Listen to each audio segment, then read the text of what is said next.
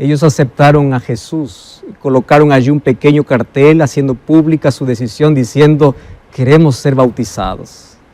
Y hoy día, hace poco, el esposo de Elizabeth, el papá de Ailín Cáceres, escribió un mensaje diciendo: yo, Richard Cáceres, también acepto ser bautizado, porque no es posible que mi familia se prepare para ir al cielo. Y esa es la idea de que las familias enteras puedan prepararse para la eternidad. Dios te bendiga por esa decisión, querido Richard. Estuve hablando hace poco con Catherine. Catherine vive en Perú. Ella me contó que creía en Dios, creía tanto en Dios. Solo que cuando llegó los 7 años, ella pasó por un momento muy triste. Su propio padre abusó de ella. Y ella empezó a dudar desde esa edad: ¿dónde está Dios para librarme de todo eso? Abrió una herida profunda en su vida. Pasó el tiempo. Tuvo varios intentos de suicidio.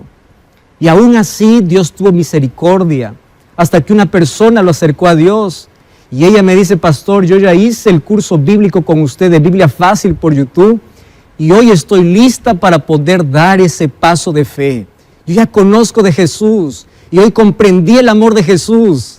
Y ella me escribió hace poco diciendo: pastor, yo estoy lista para ser bautizada. Gloria a Dios por esas historias. Si tú estás listo también para poder dar ese paso de fe, ya conoces de Cristo, has experimentado su amor, ingresa a esta dirección: nuevotiempo.org/yo acepto. Ingresa allí, llena ese formulario y vamos a estar orando por ti. Vamos a planificar ahora mismo tu bautismo. Yo quedé impresionado con la historia de Delicia. Delicia vive en Paraguay, ella es enfermera. A los 15 años conoció de Jesús. Sin embargo, por las cosas de la vida ella se apartó. Y allí ella se perdió en el camino, fracasó en su matrimonio. Cuando iba a tener su segundo bebé, que el hombre le dejó y ella estaba en completa soledad.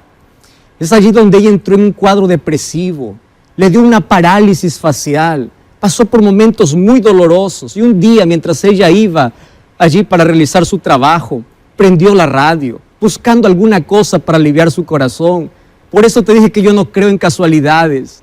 Y eran las 7 de la mañana para Paraguay, donde empezó a escuchar el programa Hablar con Dios. Y dice: pastor, usted estaba hablando de mi vida, y al final usted invitó para ir a la iglesia, y yo busqué la iglesia adventista, comencé a hacer cursos bíblicos. ¿Y sabes qué cosa sucedió con Delicia? Ahora, junto a su esposo, que ya se casó, es un hombre tan bueno, que también aceptó a Jesús. Ella mandó una foto, y en esa foto dice así: pastor Joel Flores, queremos ser bautizados. De ser posible por usted, somos Javier y Delicia desde Paraguay. Ahora son una familia unida, una familia feliz, y ahora los dos tomaron la decisión de poder rendirse a Jesús. Y yo quiero orar en este momento por todas aquellas personas que están tomando esa decisión. Vamos a orar. Querido Dios, toca los corazones, las vidas de tantas personas que hoy están tomando esa decisión.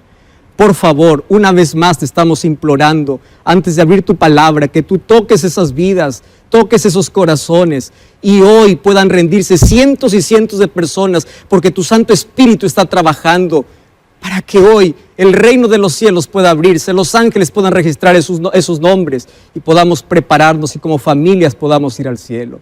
Danos tu bendición al estudiar tu palabra. En el nombre de Jesús te pedimos. Amén. Amén. Si Jesús te pidiera cambiar de religión, ¿cuál sería tu respuesta? Hay muchas personas que creen que la religión salva. Hay para personas que la religión es más importante que Dios. Hay personas que están dispuestos más a defender la placa de una iglesia que la palabra de Dios. Conozco en la Biblia la historia de un joven brillante, fuerte en convicciones, irreprensible, religioso, educado, renombrado y educado ante un gran hombre famoso judío llamado Gamaliel. Él era fariseo, él era miembro del Sanedrín, que era el tribunal judío, defensor absoluto del judaísmo, sincero de corazón, pero equivocado. Porque tú puedes estar sinceramente equivocado. Tu sinceridad no puede cambiar el error a verdad. Y allí, en su oscuridad de vida, él decía: se han levantado cristianos vamos a matar a los cristianos, vamos a eliminar a los cristianos. Y él pensaba que al matar cristianos estaba haciendo un favor a Dios. Hay muchas personas que hacen tantas cosas equivocadas en nombre de Dios. Y él odiaba tanto a aquellos que estaban en el camino, porque así se les conocía a los cristianos. Y él decía, ellos tienen que morir, ellos tienen que morir. Lo que él no se daba cuenta es que ese camino era el correcto, porque si tu camino no es Cristo, tu destino no es el cielo. Y en Hechos capítulo 8, versículo 3, comienza su historia diciendo así: Saulo asolaba la iglesia y entrando casa por casa arrastraba hombres y mujeres y los entregaba a la cárcel. Y si vamos para el capítulo 9, el versículo 1 hasta el versículo 3, dice así: Saulo, respirando amenazas y muerte contra los discípulos del Señor, vino al sumo sacerdote y le pidió cartas para las sinagogas de Damasco, a fin de que hallase algunos hombres o mujeres de este camino para que los trajese presos hasta Jerusalén. Y mira lo que dice allí el versículo 3. Mas yendo allí por el camino, aconteció que al llegar cerca de Damasco, una luz le rodeó y esa luz vino del cielo. Saulo pidió cartas para ir a Damasco. En Damasco habían aproximadamente unas 40 sinagogas. Y Hechos 9, 1 y 2 dice que Saulo toma ese viaje. Más o menos de Damasco para Jerusalén hay unos 250 kilómetros. Ese camino era de polvo, más o menos llevaba unos 6 días de viaje. Su meta era acabar con el cristianismo. Me impresiona cómo comienza el capítulo 9. Él respiraba odio. Él respiraba muerte contra los cristianos. Yo te pregunto, ¿qué respiras? La palabra respirar significa ¿para qué vives? Hay algunos que respiran odio. Hay otros que respiran crítica. Hay otros que respiran envidia. Hay otros que respiran venganza. Y Saulo quería a esos del camino eliminar. Los despreciaba. Estoy hablando para uno que es religioso, es aferrado a una religión sin amor. Yo conozco muchos padres que cuando sus hijos toman decisión de poder tomar otra religión, los despiden de casa, los desheredan. ¿Qué tipo de religión es esa? Una religión sin amor. Conozco gente que dice ser religiosa, pero se burla del otro, humilla al prójimo. Todos necesitamos ese encuentro que tuvo Saulo. Él era religioso, sincero, pero equivocado. Necesitaba de un encuentro que cambie su vida. Y mientras él estaba yendo para Damasco, allí en la claridad del mediodía, una luz más brillante que el sol apareció. Esa luz era el rostro de Cristo. Y él quedó ciego. Saulo cayó por ver aquella luz. Y me impresiona que de allí, de esa luz, salió una voz. Y esa voz le decía: Saulo, Saulo. Una de las cosas que me encanta de la Biblia es que Dios nos llama por nuestro nombre. No nos llama por nuestro pecado. El diablo te llama por tu pecado, pero Dios te llama por tu nombre. Y la pregunta fue directa: Saulo, ¿por qué me persigues? ¿Por qué estás haciendo algo que tú crees que me agrada, siguiendo tu voluntad? Hay muchas personas que siguen su propio camino pensando que hacen la voluntad de Dios, pero están yendo en contra de Dios. Pero me encanta también la respuesta inmediata de Saulo, cuando él dijo: dime quién eres. ¿Quién eres? Y la respuesta de Dios fue inmediata: yo soy Jesús. Pero aparte de decir yo soy Jesús, allí el texto bíblico me encanta porque allí le dice en el versículo 5 del capítulo 9 de Hechos: yo soy Jesús a quien tú persigues, dura cosa te es dar coces contra el aguijón. ¿Qué le está diciendo Jesús? Tú estás perdiendo tiempo, estás golpeando tu vida con una piedra. Por favor, no sigas hiriéndote. Y a mí me encantan las personas que reaccionan de manera inmediata. Eso es todo lo que necesitaba entender. ¿Y qué cosa hizo Saulo? En ese momento, la respuesta fue inmediata: ¿qué quieres que haga? Yo ya sé que eres Jesús. Dime qué quieres que haga. ¿Sabe lo que está diciendo Saulo? Hasta hoy hice lo que yo quise. Hasta ahora hice mi voluntad. Mas a partir de ahora quiero hacer tu voluntad.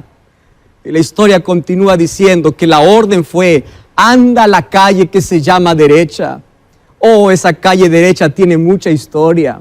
Porque por esa calle que atravesaba toda la ciudad, de una puerta a la otra, por esa calle la derecha pasó Abraham.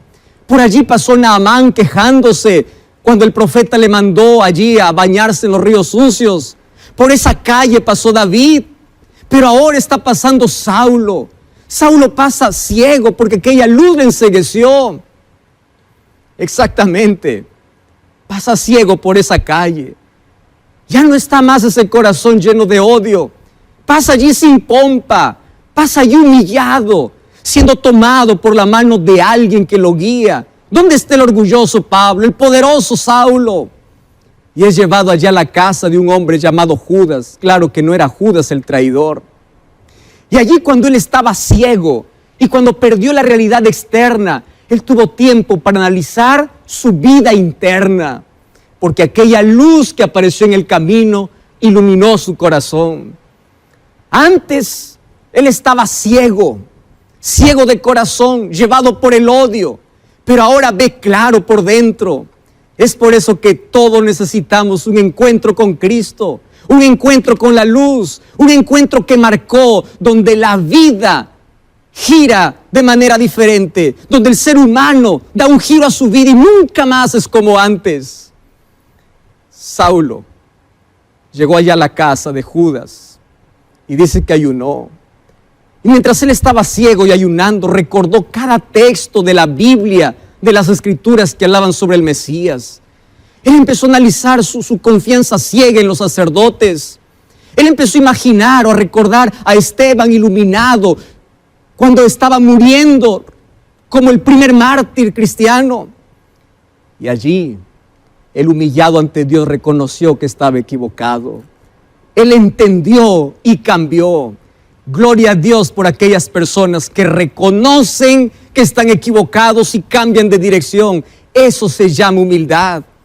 Mas a veces tenemos que caer en la vida. A veces tenemos que quedar ciegos. A veces tenemos que pasar por una crisis. A veces tenemos que entrar a un quirófano. A veces tenemos que estar hospitalizados. A veces tenemos que experimentar el fracaso, la derrota, para recién reflexionar. Bendita caída que te llevó a Cristo. Bendita hora que nos llevó a meditar. Muchas personas hoy encerradas en casa fueron a buscar a la palabra de Dios respuestas. Benditas crisis que nos hacen mirar al cielo. Pero qué bendición es que las personas con humildad también puedan reconocer que están equivocados. Por favor, no defiendas ideas. Defiende la palabra de Dios. Ahí al otro lado de la ciudad hay un hombre llamado Ananías. Él escucha la voz de Dios que le dice: anda a la calle derecha, coloca las manos sobre Saulo. Él tiene miedo, pero ahí Jesús le dice: este es un instrumento escogido. Y una de las cosas lindas que me encanta de la palabra de Dios es lo siguiente: Dios no mira mi presente, Dios mira lo que yo puedo llegar a ser por su gracia. El hombre mira el pasado, pero Dios mira el futuro. Para Dios no importa lo que fuimos, sino lo que seremos en sus manos. Y Ananías fue. Allí tocó a Saulo. Saulo, mientras allí estaba ciego, lo vio con su orgullo aplastado. Probablemente tuvo un poco de pena, pero tuvo amor y simpatía. Y allí en el capítulo 9, versículo 17, dice que Ananías, cuando puso sus manos sobre él, le dijo: hermano Saulo. ¡Qué extraordinario! Hermano, tú podrías decir hermano a un asesino, pero ¿por qué no? Si él ya está cambiando, Dios ya lo aceptó, Dios lo amó. Entonces, si él está arrepentido, él es tu hermano, y todas las personas, no importa su condición, es tu hermano, hay que amarlo. Porque si Dios es tu padre, aquel que está a tu lado, sin duda es tu hermano. Me encanta porque la historia dice que en ese momento cayeron como escamas de sus ojos y él comenzó a ver. Aquella luz del camino iluminó también su corazón. Pero para poder ver correctamente, él tuvo que quedar ciego. Él fracasó en su misión. Gloria a Dios por aquellos fracasos de la vida que se tornan en bendición. A veces tus planes tienen que fracasar porque Dios tiene una misión mayor para tu vida. Las escamas de los ojos tienen que caer para poder volver a ver, para poder comenzar a ver lo que antes no veíamos. Eso se llama conversión. Aquella luz que lo derribó en el camino fue la luz que lo transformó. Fue la luz que le dio una nueva visión. Por eso en el nombre de Dios te digo, no tengas miedo de la luz. Acéptala, aunque duela, pero transforma, acéptala. La luz es quien te saca de la oscuridad. Es la palabra de Dios que ilumina tus pensamientos y emociones. Es la palabra de Dios que coloca tu vida en armonía con los propósitos divinos. Por eso el libro de Ezequiel, capítulo 36, versículo 26, hay una linda promesa. Cómo el Espíritu Santo nos conduce a la luz y produce ese trabajo de transformación. Y ahí el profeta Ezequiel dice que Dios coloca en nosotros un corazón nuevo, nos da un espíritu nuevo. ¿Y sabes cómo comienza? Comienza con un encuentro. Dios da la oportunidad, Dios crea los encuentros, pero Él no puede tomar la decisión por ti. Dios no puede obligarte, solo puede llamarte. Eres tú quien tomas la decisión. ¿Y tú sabes qué cosa sucedió con Pablo? Tú sabes cómo me encanta, porque la historia de su vida da un giro con lo que dice Hechos capítulo 9, versículo 18. Cuando se le cayeron de los ojos como escamas, recibió al instante la vista, se levantó y fue bautizado. Voy a leer otra vez la parte final. Cuando se le cayeron las escamas de los ojos y comenzó a mirar, se levantó y fue bautizado. ¡Wow! ¡Qué extraordinario! ¿Cómo es esto? Esta es la lección más linda que tú tienes que aprender. Cuando las escamas se caen de los ojos, cuando empiezas a ver una nueva vida, cuando empiezas a conocer de Jesús, ese es el momento cuando hay que levantarse. Ese es el momento cuando hay que decir, Señor, yo creo. Cuando la luz se coloca en nuestro corazón, cuando el Espíritu Santo crea ese encuentro con Dios, cuando las escamas empiezan a caer de los ojos, las escamas del error, las escamas de incredulidad, las escamas de mentira, las escamas de la duda, esas escamas que no te permiten ver con una visión correcta el plan que Dios tiene para ti. Cuando eso se cae, es hora de levantarse para ser bautizados. Eso es lo que me enseña Pablo. Y Pablo es más, dice que el bautismo es como volver de la muerte a la vida, porque sin Cristo estamos muertos. En el libro de 2 Corintios capítulo 5, versículo 17 dice, de modo que si alguno está en Cristo es nueva criatura. ¿Sabes una cosa? Tú necesitas ser nuevo. Tú necesitas una conversión. Tú no necesitas un remiendo para tu corazón. No. Tú necesitas ser una nueva persona. Y es algo que se ejecuta aquí en el interior. ¿Y sabes quién hace eso? El Espíritu Santo. El objetivo de la conversión, el objetivo del Espíritu Santo es que de tus ojos caigan aquellas escamas para que empieces a ver de manera diferente. Y mira cómo Pablo empieza a mirar de manera diferente después de su bautismo. ¿Cómo mira Pablo la vida? Antes perseguía a los cristianos, antes respiraba muerte. Y en Gálatas capítulo 2, versículo 20, como me encanta ese texto, dice así, con Cristo estoy juntamente crucificado y ya no vivo yo, Cristo vive en mí. ¿Cómo es esto? Antes odiaba a Cristo, ahora ama a Cristo. En Filipenses 1 dice, para mí el vivir es Cristo. Es decir, el centro de su vida es Cristo. Antes respiraba odio, hoy respira Cristo. Sin embargo, él también dice en Filipenses capítulo 3, versículo 8, de que por amor a Cristo, él dejó todo. Filipenses 3:8 dice así, ciertamente estimo todas las cosas como pérdida por la excelencia del conocimiento de Cristo Jesús mi Señor, por amor del cual he perdido todo, pero lo tengo por basura para ganar a Cristo. Él tuvo una visión correcta de la vida. ¡Qué extraordinario!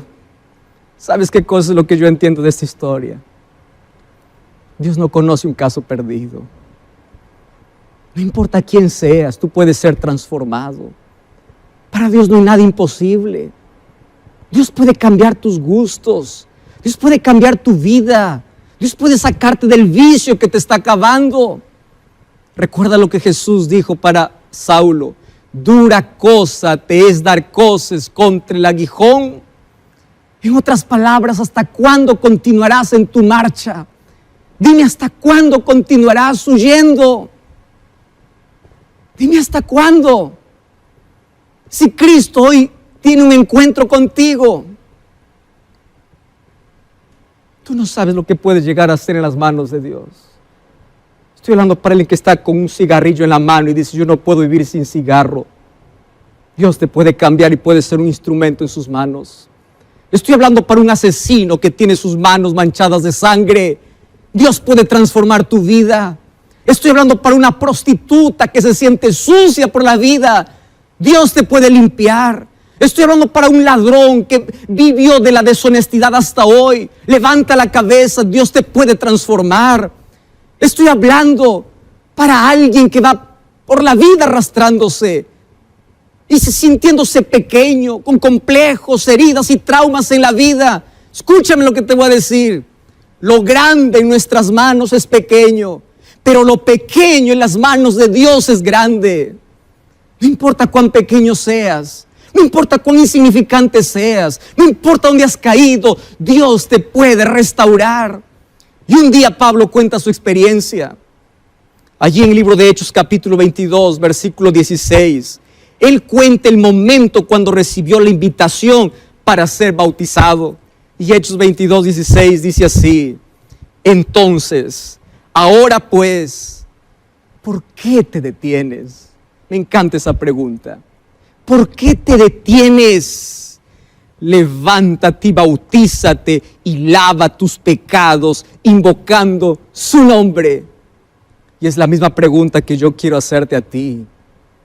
¿Qué te está deteniendo en la vida? Dime, ¿hasta cuándo vas a estar así? Dime, ¿hasta cuándo? ¿Sabes qué cosa es lo que aprendí? Que cuando uno quiere, todo es posible. Pero cuando uno no quiere, todo es excusa. Dios.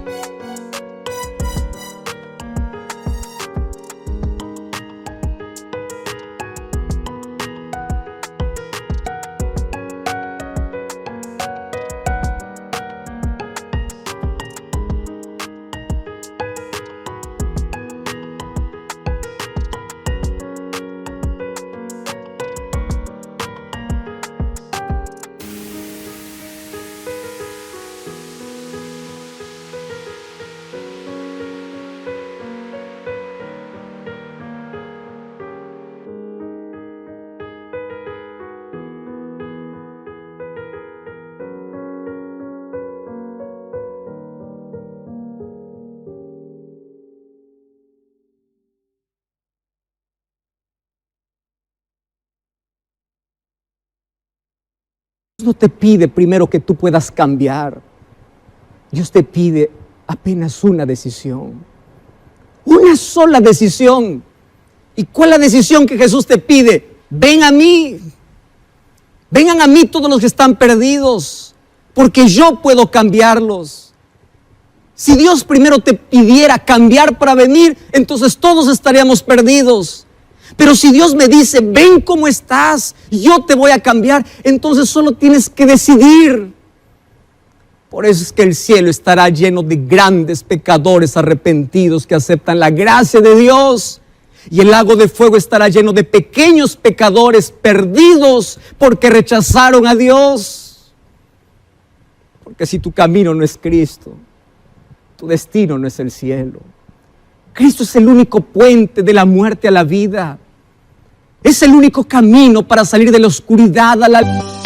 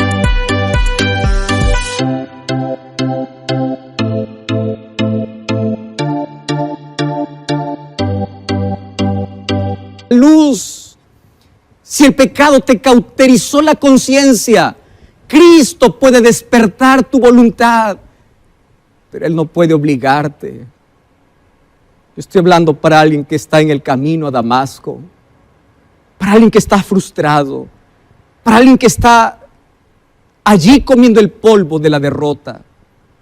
Déjame decirte una cosa, de los peores fracasos Dios los transforma en las mayores victorias.